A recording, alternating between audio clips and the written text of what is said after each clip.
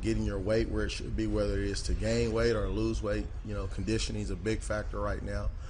Confidence, becoming confident in the fact that you can be challenged and exposed to do new things and be up to that challenge to meet it and to exceed it. In regards to, taking it to a next level, each team's different. There was once a time where I thought, you pick things up and you get it going, and I don't think that's the case. I think you kind of got to tear back down and really reevaluate it and build it back up so it suits the needs and the characteristics of the individuals that make up that team. There's some things that we did last year that we didn't do this year. And there are going to be some things that we do this year that we didn't do this past season. And that's just really tailoring it to what our clientele does best and not just what we prefer as a staff at times. And I think that approach really gives you an opportunity to really highlight, the strengths of your team rather than just constantly exposing their weaknesses. And I like that you started with, the PB&J and kind of getting some kids eating right. Because I think that's the biggest thing that high school kids may not understand about, the weight room. Mm-hmm. Yes, it will help you get stronger, but you also have to put some good things in your body. You can't just eat a pizza and French fries every day at lunch and expect to get big and be able to do all those lifts. And that's the thing. It's more than just, when you're asking a young man to go from 140 pounds to 160, 165, 170, it's a financial impact as well. Mm-hmm. And so what we've been able to do is kind of, take that hurdle out the way and make it, as affordable as possible for them, make it convenient to where, and just simply challenge them. Say, eat one sandwich each block.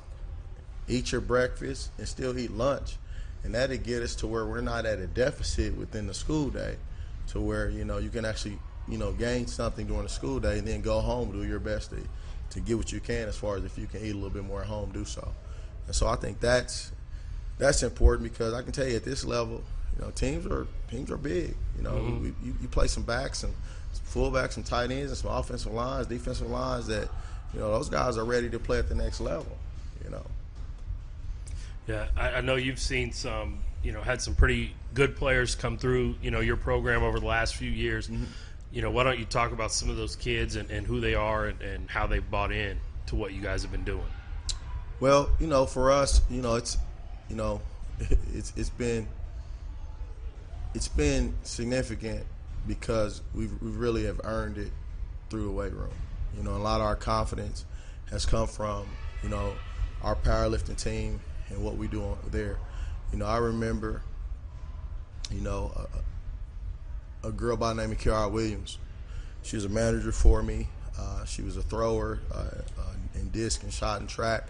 She's awesome, stud in the weight room. She would literally go and win power meets by herself on the girl side. And really, she really established the culture for us. And then we had some young guys that were freshmen and sophomores and kind of saw that work ethic and was able to kind of take to the next level, like the C.J. Prices and the D. Tommy Wise out of Barres and a bunch of guys who've seen the work that, she put in along with other guys like, Damon Whitmill that we had that were studs, but didn't necessarily receive the team success like we have lately. Mm-hmm. And so, but I tell people all the time, a lot of our success goes back to simply watching her win. I remember she would go out and dominate a power meet, and as a team, we would stay and all cheer for her. And then it got to the point where instead of just her or one person, it was multiple people. Then we were actually placing, and then we were actually winning power meets, and then that winning culture, we were able to kind of really snowball it and really, take it to the football field. And that's what we've really been able to do these last few years, to where our kids physically feel good about what they could do on a football field. And that piece, you cannot discredit it. They earned it. You know what I mean? And they experience it when they step on the field, rather than constantly as a coach, you got to tell them, you got to pump them up. And so now that's kind of what we got going, to the point, we don't have to just press kids to get in the weight room like we used to. There was a time where, I remember in our older building, we'd have to go over to the public library and shoot kids out the library to get back to weights. Now those days are over. Now it's no problem to have 40 kids in there and get after it. And then kids still say that maybe in a sport but compete at the JV level, say, Coach, I still want to go to the power meet on Saturday and compete. So, I've always said that, it means so much more when they see their peers putting in that work and having that success than if it's you or I as the coach telling them. No doubt. And the thing is, she was that. She was a young lady who, didn't have much going on.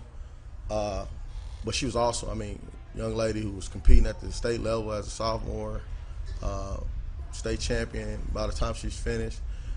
The details of it kind of slipped my mind now, but our kids watched it, they seen it, and then she earned a full ride scholarship to Iowa State. And so it was one of those deals where it was just like, they seen it. And then, you say year and a half, 2 years later, we got tons of traffic in our school looking at our student athletes, and that thing's just been able to keep going and kind of snowball to where we are today. And it all kind of goes back to just that one person deciding to be different. And it didn't even have to be a guy. You know what I mean? It was a young lady who made that point, and a lot of people were able to see it and kind of, piggyback and see the value in it. That is just absolutely fantastic that, that's kind of how the program got moving, to take that next step, that, it wasn't even necessarily a football guy, that it was just another student athlete, and it was a girl that was in there working, and, she put in the work, and that's another thing I love about the weight room. The weight room don't care who you are, how much money you got, what's going on. If you put in the work, it's going to pay off. And that's the thing, it's really become a culture piece to where, majority of our football coaching staff, we were all track coaches. We were all, helping out with other sports, and it just became a buy-in piece that was, you can't not value it. Like our state championship girls last year, we had girls that were, key members of that team, key reserves that were lifting at power meets and lifting with us still, and the coach was cool with it. Coach Lacey was cool with it, to the point where it's just something that really takes a form of itself, and it becomes a school-wide culture piece that really lets your kids be confident in what they really can do. I know when we had a chance to talk, toward the end of summer, you had just got done with the, Kansas City Chiefs. You were up at their training camp, and we kind of opened the show talking about their Super Bowl run, and that was a lot of fun for the city, to see that. And so let's go back and just kind of talk about your experience there with the Chiefs and how that kind of all got started. Looking back, it truly felt like getting a graduate level type doctorate level in coaching football. The types of talent, not even from the player perspective. You see that when you watch guys play, but the type of talent just within the coaching, the coaching staff, it was tremendous, and the work ethic and their ability to be open to teach you and to allow you to have insight into their program. I'll forever be indebted to those guys, because I'll be honest with you, they really took what I knew about football and turned it upside down. Meetings often started at 6:45 a.m.